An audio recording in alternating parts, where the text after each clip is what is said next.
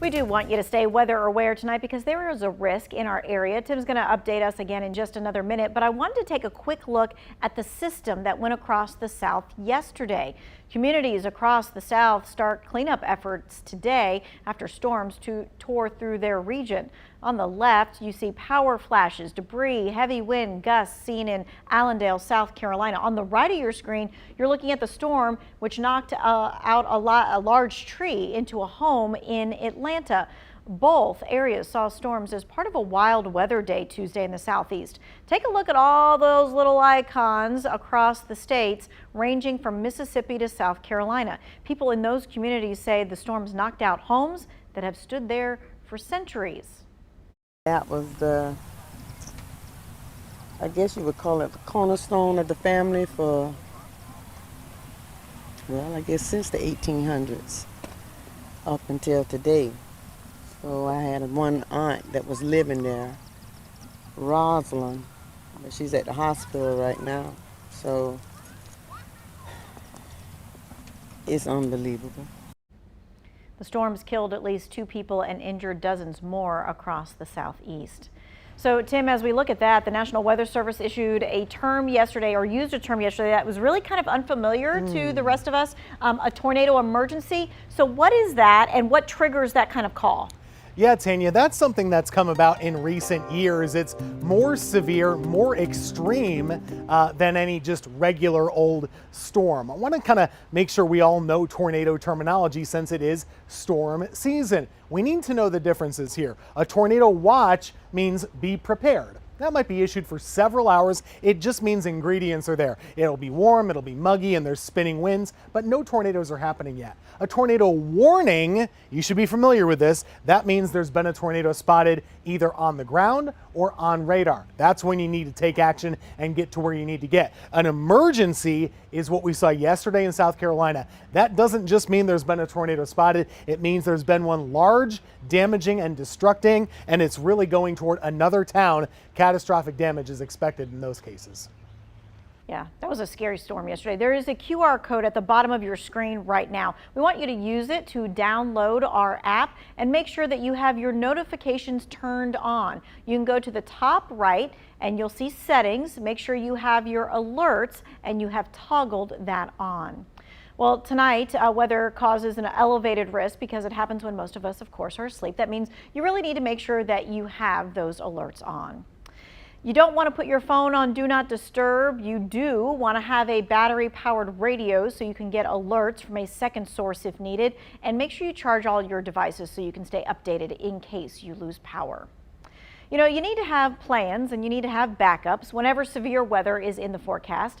FEMA says you should be making copies of all your key documents and putting them in a safe place, not just for this storm here, but for all things that could happen. So this includes records like driver's licenses, social security cards, anything crucial to identifying you that you might need. FEMA says you should have these backups for things like insurance policies as well, financial records, property records. They say you can also consider moving copies of them to a safe deposit box at your bank or maybe even a locked drawer in your office. Now, you want to make sure that your insurance covers any weather-related damages. 2 Wants to Know's Ben Briscoe explains why you just need to break out your phone before there's bad weather. If a storm hits your house, there's a lot of stuff to replace. Any TVs you have, computers, fancy clothes you might own. Remembering all that can be pretty hard. That is why Consumer Report says you should flip around your camera and just do this. Go all the way around your house. It doesn't have to be complicated. You can even use the camera on your phone. Sounds easy, right? Just hit record, then describe everything you have in closets, cabinets, drawers, anything you'd want to replace. That means books, paintings, major appliances.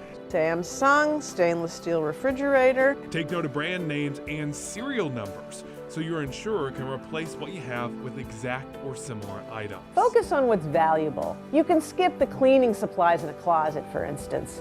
An insurance adjuster is likely to create a bulk estimate for those things anyway. From there, upload your video online. Email it to yourself and your insurance agent so you'll both have it saved. And this is probably a good time to take another peek at your insurance policy as well. You may need an extra rider to get everything you want covered, like extra jewelry or arts or collectibles or firearms that you have. Well, you need to know that you have a safe spot in your home in case that tornado warning pops up. I want you to take a look at this chart from our weather team.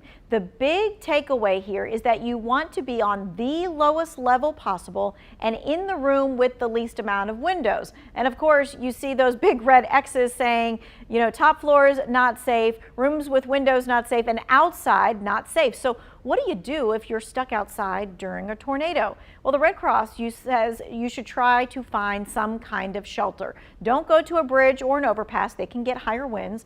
And if you're far away from any possible shelter and there's debris flying around, they say park your car, keep your seatbelt on, duck your head below any windows until it passes. Well, driving certainly can be dicey during severe weather, which is why the state has laws to keep you safe, and then they have other rules that are a little bit less formal, maybe just a good practice. Our Verified team dug into what's actually required and what you should do anyway. Our sources for these questions: Jen Thompson, a communications officer for the North Carolina Department of Transportation; Tiffany Wright, the director of public affairs for AAA of the Carolinas, North Carolina Law, and South Carolina Law. The first question: do you have to have your headlights on when using your windshield wipers in North and South Carolina? Both North and South Carolina law clearly state drivers are required to turn on their headlights while operating windshield wipers during inclement weather. Anytime we're talking about inclement weather, anytime your view is going to be obstructed. So we're talking about fog. We're talking about anytime there's snow, there's rain, there's sleet. Anytime that you're using your windshield wipers, you have to have your headlights on. I think it's the WOLO that you hear people say, wipers on, lights on. So you can kind of remember that acronym. So we can verify that, yes, you have to have your headlights on when using your windshield wipers in North and South Carolina. The second question: is it illegal to drive with your hazards on when it rains? According to AAA, in about half of U.S. states, it's illegal to drive anywhere with your hazard lights on. That's not the case in the Carolinas. Drivers here can use their hazard lights when driving. There's no law preventing it, but officials say it's not the safest option. Hazards during inclement weather can really distract other motorists. It can be a hazard for other motorists on the roadway. So it's not recommended that you use them. I can see that it can make you look more visible when you see someone driving without their lights on versus having hazard lights on. But I think if you can just leave them off, drive at a slower speed. So we can verify that, no, it is not illegal to drive with your hazards on when it rains, but officials don't recommend it. Here's another reason why they don't recommend it. Your turn signals do not work when you have your hazards on, so other drivers don't know when you want to change lanes. You're better off just pulling over and waiting for the weather to calm down. Of course, it's hard to over-prepare for severe weather. There are so many things you need to do before you make sure so that you can stay safe. We're here to help you do just that.